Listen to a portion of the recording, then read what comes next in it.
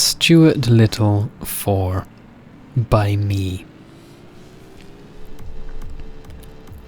There once was a McQuinn called Bob, who once got a wart on his knob.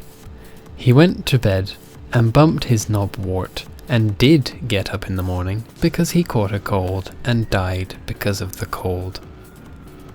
He was left to rot in his house for weeks because his neighbours didn't really know who he was, because he was really unsociable and never came outside from his house. Anyway, he was there rotting one day when suddenly Stuart Little, who lived in the old man's walls, came out and really wanted some cheese. He was all, "Fuck, I really want some cheese." So he sniffed around and smelled a really smelly smell and followed the smell. When he got to the source of the smell, he noticed it was the old man rotting, because old rotting men really smell. Stuart Little started clawing at Bob, the old man's stomach, to break into his stomach. He broke through the skin really easily because it was really thin and rotting, because old rotting men tend to rot a lot. Anyway, Stuart was in the stomach of the old Bob looking for some cheese that might have stopped being digested when Bob stopped ingesting things because he was dead. Stuart didn't find any cheese in the end, but he did find an aubergine, but didn't really like aubergine, so he digged a little deeper into Bob's digestive system for anything else that might still be edible for a mouse.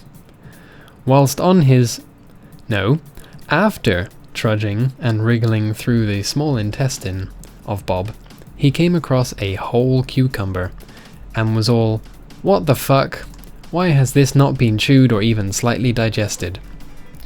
This was because Bob shoved it up his ass, because that was his fetish, which is an understandable fetish because inserting cucumbers in the anus is really hot, especially when you've pissed in your anus first to wash out all the shit. Stuart took a nibble, from the tip of the cucumber, and it then occurred to him that he was eating really old fruit that some old man used as an anal dildo shortly before dying of, I can't remember why he died. Anyway, Stuart vomited all over the cucumber, and it began to flood out Bob's intestine. Stuart tried to run away from the flow of vomit and crawl through the tunnels, but he couldn't because Stuart was the source of the vomit and was just all pouring over his chin and down his front chest. Stuart felt pathetic and decided it would be better to just stand still and let the vomit flush him out of Bob's digestive system. The Stuart actually pleasantly enjoyed the journey up through Bob's digestive system and eventually erupted out of Bob's mouth in a fountain of mouse and dead old man vomit. Back onto Bob's old rotting face. Stuart reflected on the recent events and thought to himself, why did I not just raid the pantry for cheese or something? So he went downstairs, but only got halfway down the stairs before he accidentally got eaten by the cat. The finish.